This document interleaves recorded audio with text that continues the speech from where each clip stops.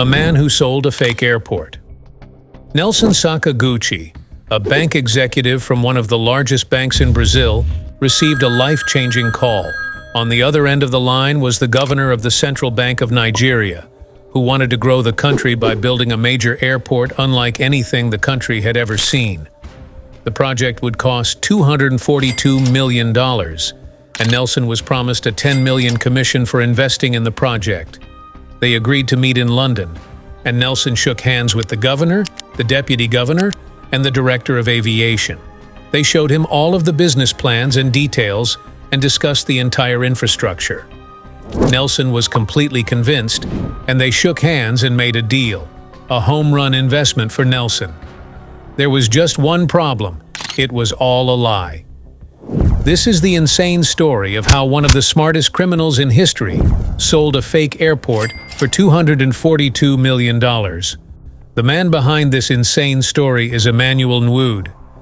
There is a bit of a mystery surrounding Emmanuel and his upbringing, but it is assumed that he was born anywhere between 1950 and 1955 in the heart of Lagos, Nigeria. His aspirations were anything but modest. From a young age, Emmanuel wanted to be rich and was driven by an insatiable desire to escape poverty and rise above the ordinary. He was extremely gifted and highly intelligent for his age, and it was in the electrifying world of finance that Emmanuel saw his ticket to prosperity. As a young adult, Emmanuel ventured into the world of banking, where he quickly gained a reputation for his sharp intellect and ability to navigate the complex world of finance. Through hard work, perseverance, charm, and charisma, he climbed the corporate ladder and later became the director of the Union Bank of Nigeria. He was doing extremely well for himself. He no longer lived in poverty, and he was the director of a reputable bank. But it wasn't enough. Emmanuel wanted more, the kind of money that could buy him loads of power and influence. Soon, he would come up with a plan that would etch his name into the annals of financial history forever. In the early 1990s, Nigeria was transforming. The nation had recently declared Abuja as its new capital, a decision that ignited a frenzy of economic development. Priority number one for the Nigerian government was large-scale infrastructure projects, with a primary focus on building a world-class international airport. Emmanuel saw this as the golden opportunity he had been waiting for and came up with a brilliant idea, one that would put him in the Hall of Fame of con men. He was going to sell a fake airport and trick investors out of millions. But Emmanuel wouldn't be able to pull this off all on his own. He would need a team, so he handpicked a group of 5 individuals, all highly skilled in the areas of finance and banking. Their deep knowledge of the financial sector, as well as their connections, would make it easier to pull off the heist of the century. The plan involved each of them impersonating high-ranking officials. Once everyone was aware of their role and the details of the plan, it was time to execute. The team started by carefully sending detailed faxes to banks all over the world. These faxes contained an official letter pretending to be from a top Nigerian official named Teresia William, who supposedly worked in the financial planning and budgeting department of the Nigerian Ministry of Aviation, an identity that was completely made up by the team. The letter announced Nigeria's intent to develop a major airport project in Abuja, a city experiencing rapid growth since being declared the new capital in 1991. After sending all the faxes, they waited patiently, eager to see if anyone would bite on their bait of lies. Time passed, and it seemed like no one was interested. Then, suddenly, they received a fax back from a man named Nelson Sakaguchi from Banco Noroeste, a major bank in Brazil. Nelson said he was extremely interested in the proposal and that his bank had been looking for new investment opportunities for quite some time. Emmanuel immediately called Nelson, but he couldn't just be himself. For the scam to work, he needed to represent someone of great power and authority, someone who could be trusted. So instead, he pretended to be the governor of the Central Bank of Nigeria, Paul Ogwuma. This was before the rise of the internet, so you couldn't just look up what the actual governor looked like. This was Emmanuel's perfect opportunity.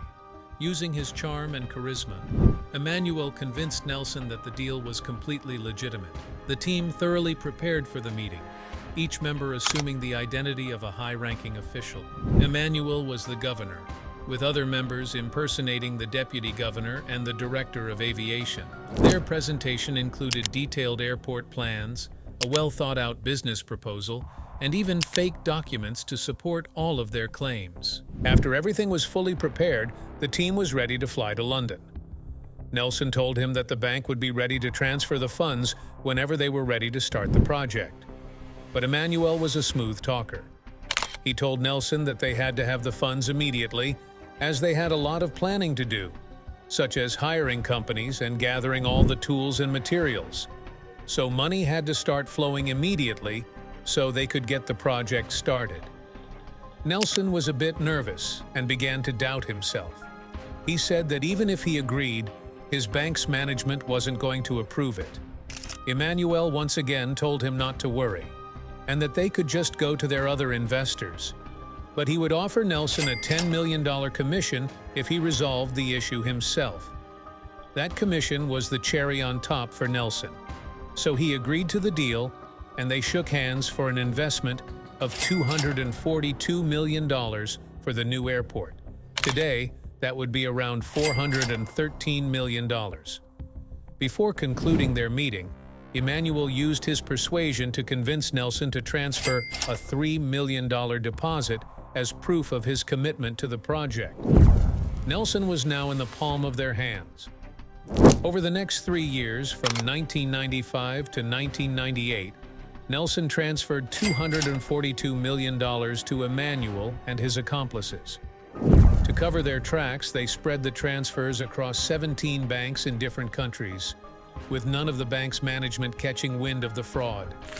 The team was full of highly intelligent individuals, so instead of just spending the money on fancy cars, yachts, and mansions, they invested their money into real estate in Nigeria and various regions worldwide. They also bought shares in multiple companies. Emmanuel and the team would send fake documents and contracts of the different businesses they were acquiring for the airport to Nelson so that he wouldn't raise suspicion. The team had officially gotten away with the heist of the century, but soon their empire of deception was about to crumble. In 1998, a man named Jaime Lopez, one of the directors at Banco Noroeste, found himself extremely frustrated. His bank was being acquired by the largest bank in Spain for a massive $500 million. He had an important role to play in this deal, but he lacked crucial information.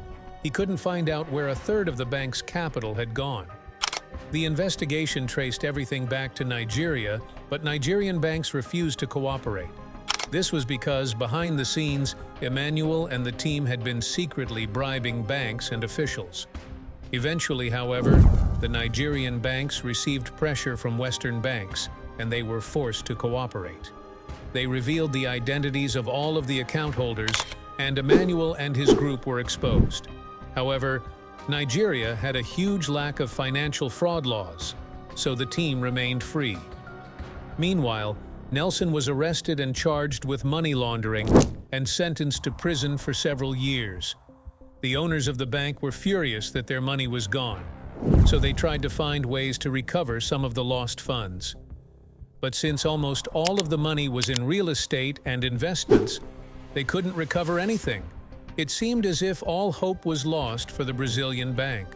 The Nwood scam further tarnished Nigeria's reputation in the international community for financial scams and fraudulent schemes, contributing to the negative perception associated with Nigerian prince scams. However, a new president took over Nigeria, and 4 years later, he established a Financial Crimes Commission in 2003, which heavily. Before you leave, don't forget to like and subscribe to our channel for future interesting videos like this.